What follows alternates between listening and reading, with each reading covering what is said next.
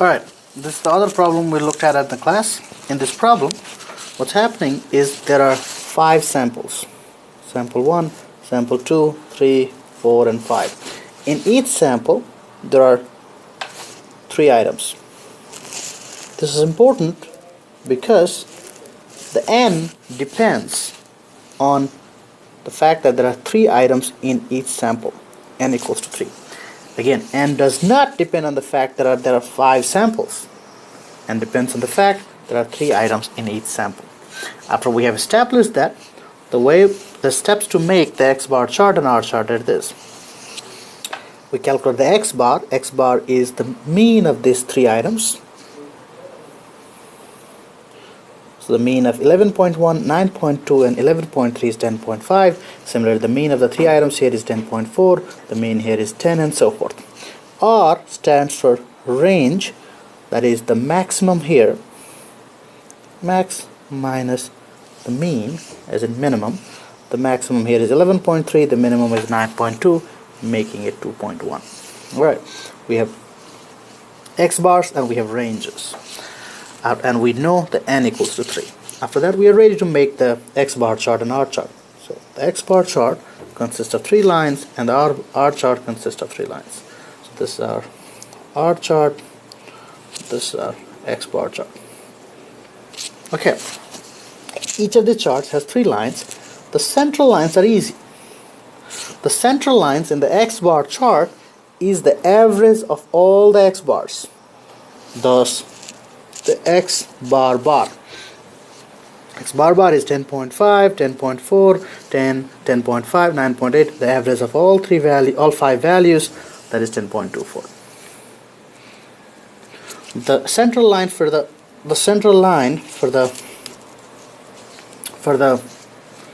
R chart is the average of all the ranges, that is average of 2.1, 1.3, 0.4, 1.2 and 2.3, which is 1.46. The upper line, called upper control limit, is for the R chart is given by D4 R bar. The lower line is given by D3 R bar. Similarly, the upper line for the X bar chart is given by X bar plus A2 R bar. The lower line is given by X bar plus A2 R bar. X bar minus A2 R bar. Well, where do this D4, D3 and A2 come from? Well, it's a table where there are 4 columns. The first column will be the number of items in each sample, and the second column, third, fourth will be A2, D3 and D4. So find the column with A2, and for the given n, you can find the corresponding A2. For the given n, you can find the corresponding D3 and D4. After that, it's just plug and chug.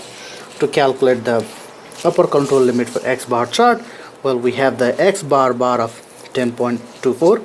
We have the A2 of 1.02. So for n equals to 3, A2 is 1.02, and we have the range of the R bar of 1.46, making the value 11.76. Here, 10.24 minus 1.02 times 1.46, 8.75. This is your lower control limit. The D4 for n equals to 3 is 2.57 multiplied by R bar equals to 3.75, and D3 for n equals to 3 is 0. 0 times 1.46 is 0. So we have the X bar chart and R chart. The next question I could usually ask is, well, tell me if these are the readings you get after the charts were made, if the system is within control or not. And what you would do is you would calculate the X bar and range, and then you would plot in the corresponding charts. You would plot the X bar in X bar chart, and you would plot the range in the R chart. After you did that, if the values you plot, the X bar and the range, are within the control limits of the corresponding chart, then the process is in control. If either of these points are outside their corresponding charts, then the process is not in control. That's all there is to it.